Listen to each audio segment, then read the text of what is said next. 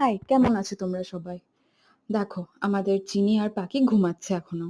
এখনো সকালটা কি সুন্দর হয়ে আছে। তা ওরা ঘুমাতে ছাড়ে না, সারাদিনই ঘুমায় পড়ে পড়ে।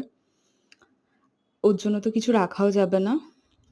স যা যেই রাখবো তাতেই ঘুমিয়ে পড়বে। তারপরে খাওয়া-দাওয়ার পর আনারস কাটলো মা।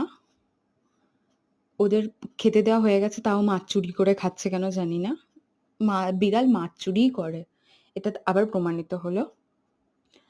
তারপরে আজকে এখন রান্না হচ্ছে ডিমের ঝোল। এই যে যখনই রান্নাঘরে আসা যাবে তখনই চ্যাঁ, চ্যাঁ, চ্যাঁ করে চলে আসবে রান্নাঘরে।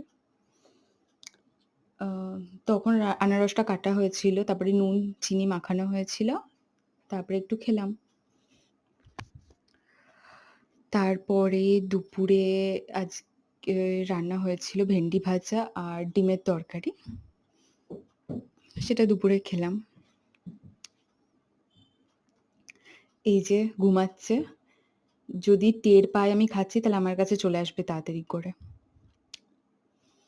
তারপরে আমাদের ঘরে তো ২ টো বেড়াল। কিন্তু হচ্ছে বাইরে থেকেও আসে। ওদের টাইমের ঠিক থাকে না।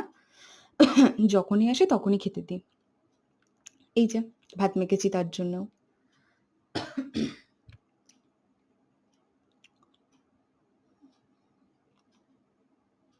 তারপরে বিকেলের দিকে একটা আপেল খেয়ে নিচ্ছিলাম।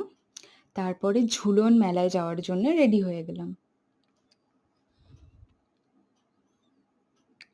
আমি আর মা যাচ্ছিলাম।